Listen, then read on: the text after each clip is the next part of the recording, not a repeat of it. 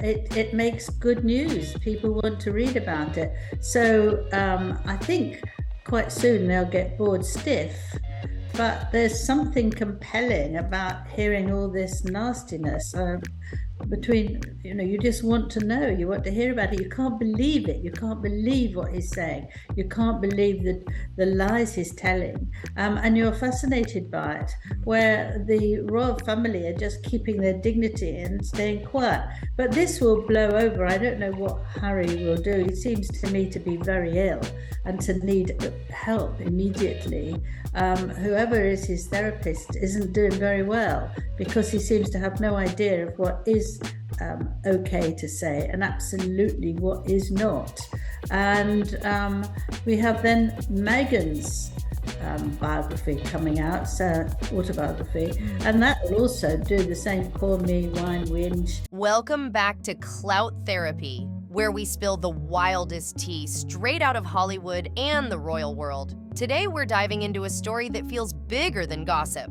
Meghan and Harry are back in the headlines, and the rumors are spiraling fast. Author Angela Levin just dropped claims that have blown up online, sparking a frenzy about royal secrecy, hidden truths, and what it could mean for the monarchy.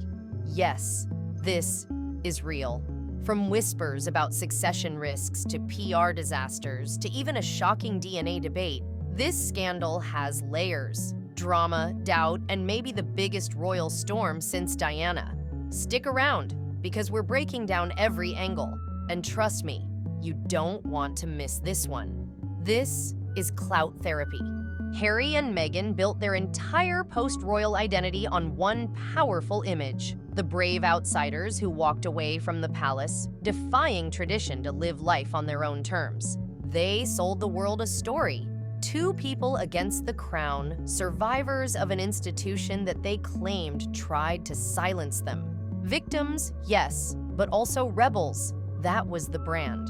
And for a while, it worked. The Oprah interview had jaws on the floor. Their Netflix doc was marketed as the real truth, their chance to control the narrative. Spotify meant to give them a platform to share their voices. They were everywhere. Magazine covers, red carpets, celebrity dinners. For a moment, Harry and Meghan were untouchable, bigger than just royalty. But here's the contradiction that never went away. They demanded privacy. They told the world they were suffocating under the constant spotlight. And yet, the spotlight became their paycheck. Every time they said they wanted space, they signed a new media deal. Every tear, every confession, every story of palace pain turned into streaming content. The very thing they claimed to run from, exposure, became the engine driving their empire. And slowly, the public started to notice the hypocrisy. Supporters turned into skeptics. Critics saw a pattern. Not privacy seekers, but professional storytellers cashing in on their drama.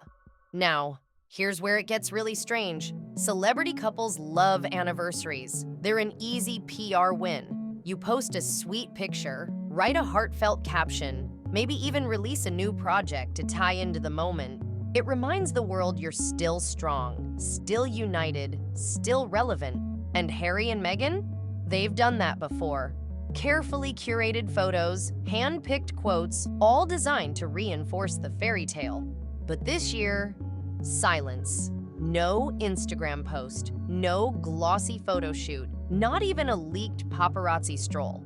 For two people who live and die by the narrative, the silence was deafening. And instead of calming things down, it made the speculation explode. Fans asked if something was wrong. Tabloids rushed to print divorce rumors. Insiders whispered about tension behind the scenes. That one choice, to say nothing, created more noise than a 10-page spread in People magazine ever could. Because in Hollywood, silence is never neutral. Silence is a story. It's a headline. And when you've built your entire image on controlling the narrative, suddenly stepping back makes everyone wonder what you're hiding. So what does it mean? Is this a calculated strategy? A quiet rebrand after years of overexposure? Or is it the start of something darker? A public image collapsing under the weight of its own contradictions? Either way, Harry and Meghan's silence didn't protect their brand. It exposed just how fragile it's become. Angela Levin is not just another commentator with an opinion, she's a royal biographer with serious credentials. She's spent years inside the world of the Windsors. She's interviewed Harry himself, and she's written extensively about the monarchy. That credibility is exactly why her latest claims have exploded into one of the biggest storms Harry and Meghan have ever faced. Levin has now questioned the parentage of Archie and Lilibet, not in vague whispers, not in coded language. She's gone on record, publicly raising doubts about whether Meghan and Harry's children are biologically theirs. And let's be clear, these claims are unverified, but the fact they're being pushed by someone with her platform has turned speculation into headlines. Why does this matter so much? Because the monarchy isn't just about glamour and titles. It's about bloodline. Everything rests on lineage. Who you are descended from decides your place in the royal order. If even a shadow of doubt is cast over that, it shakes the very foundation of the institution. If Archie and Lilibet's parentage is questioned, then their legitimacy in the line of succession is questioned. And that is not just celebrity gossip. That's constitutional crisis territory. It doesn't matter if the claims are true or false. What matters is the perception. Once that seed of doubt is planted, it grows, and the monarchy can't easily rip it out. And the reaction has been immediate. What used to be fringe rumor, the kind of thing whispered on obscure forums, is now being debated openly.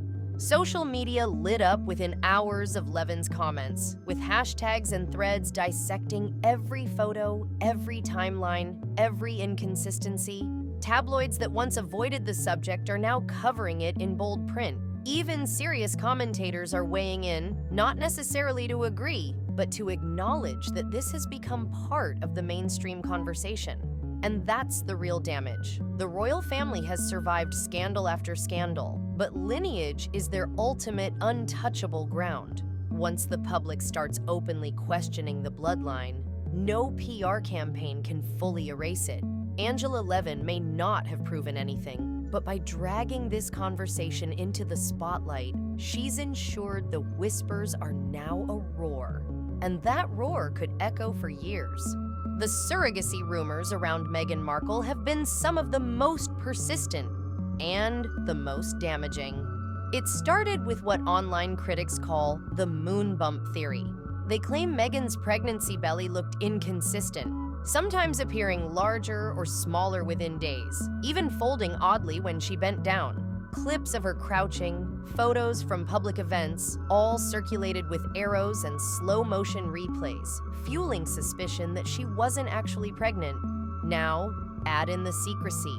When Archie was born, Meghan and Harry didn't follow tradition. No hospital steps, no smiling parents with their newborn, no doctors presenting the official birth notice. Instead, the announcement was delayed, the photos carefully staged and released days later. With Lilibet, it was even more private. A statement came after the fact, paired with select images months down the line.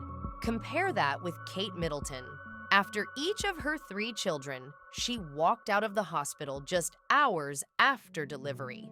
Exhausted, yes, but upholding a royal tradition that stretches back generations. The contrast was impossible to ignore.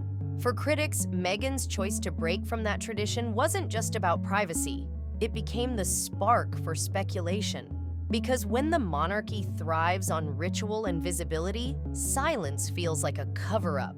And that's where the gossip thrives. Was it surrogacy? Was it secrecy for control? Or just Meghan and Harry refusing to play the palace game? Nobody knows for sure. What we do know is this: the lack of transparency created a vacuum, and that vacuum was filled by conspiracy. It's crucial to underline, these are claims, not proven facts. No evidence has ever confirmed surrogacy. But once the rumor started, it stuck. And in today's media world, perception often matters more than truth.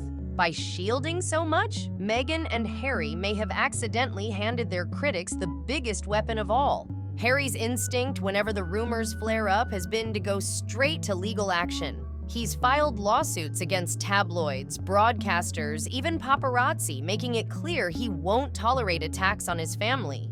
On the surface, it looks like strength, a man taking control after years of feeling powerless. But here's the irony. Harry left the UK saying he needed freedom from the press, yet his non-stop legal battles keep him tied to the very media circus he wanted to escape. Every time a lawsuit is filed, it sparks fresh headlines. Every time he threatens a paper, the internet takes notice. And instead of shutting down the whispers, the drama gets louder. Because to the public, legal threats don't just say, "This isn't true." They say, "There's something here worth hiding." It's the Streisand effect. The harder you try to bury a story, the bigger it becomes. For Harry, the courtroom has become both his shield and his trap. He's fighting for privacy, but in the process, he's ensuring the speculation never truly goes away. And at the heart of that speculation is the most explosive demand of all: DNA. For critics, it's the ultimate card on the table. They argue that one simple test could silence every question about Archie and Lilibet's parentage. No more moon bump theories, no more whispers about surrogacy, no more Angela Levin headlines, just science, cold and definitive. But here's the danger. The monarchy has never gone there before, and there's a reason. Royal legitimacy has always been about tradition, appearances, and trust in the institution. If you suddenly set a precedent where heirs must prove themselves with DNA, you're opening Pandora's box. Imagine every branch of the family tree being questioned, every rival digging for proof, every conspiracy demanding its own test. It wouldn't stop at Harry and Meghan. It could shake the entire House of Windsor. Still, analysts point to the silence and say it doesn't look good. On one hand, supporters argue Harry and Meghan are taking the dignified route, refusing to bow to what they see as bullying.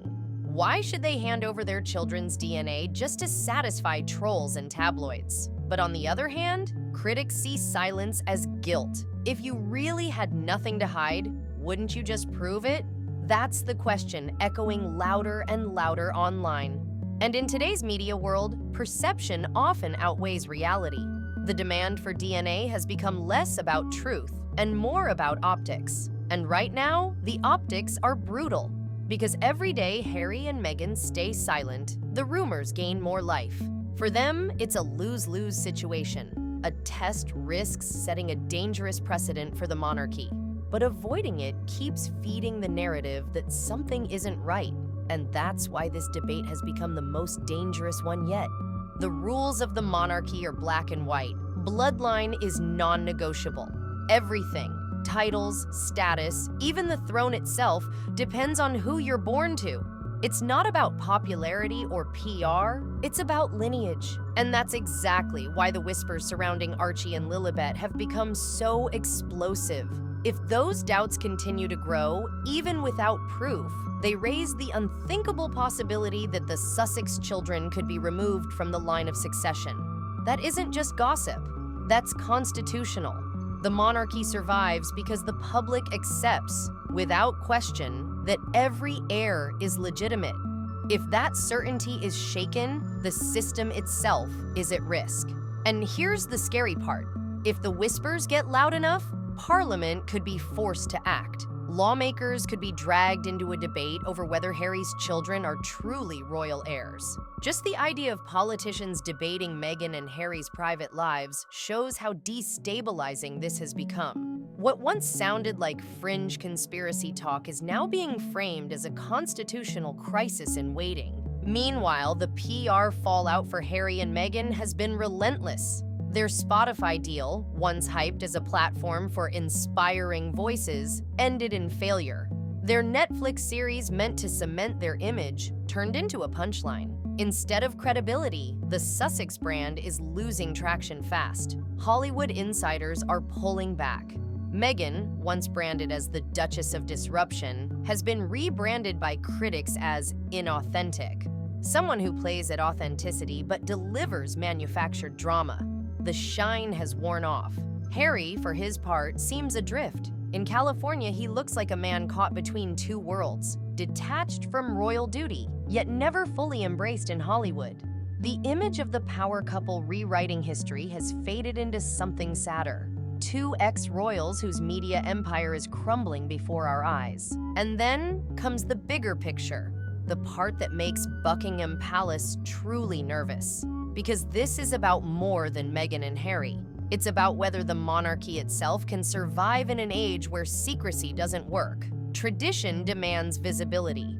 We've always seen the heirs born, seen them presented to the world, seen their lives documented as proof of continuity. But Meghan and Harry flipped that tradition, choosing privacy, control, and media deals over openness. And that choice has unleashed a dangerous question. Can secrecy coexist with a monarchy built on visibility? What happens if these cases ever end up in court? What if records are subpoenaed? What if DNA testing becomes part of the battle? That would strip away centuries of mystique in a single blow. The monarchy has survived abdications, divorces, scandals, even Diana's tragic death, but it has never been forced to scientifically prove itself. That's the nightmare Buckingham Palace dreads. And it's why this drama is so much more than celebrity gossip. It's a ticking time bomb at the heart of the crown. Angela Levin's bombshell claims have dragged private whispers into the harshest spotlight yet. Harry's reaction has been fury, fighting through lawsuits and threats. Meghan's weapon has been silence, a silence that only seems to make the rumors louder. And now the stakes are no longer just personal. They're constitutional. The monarchy depends on absolute certainty of bloodline. If that certainty wavers, the entire institution trembles. And here's the cliffhanger no one can ignore. One DNA test could end it all. So why hasn't it happened?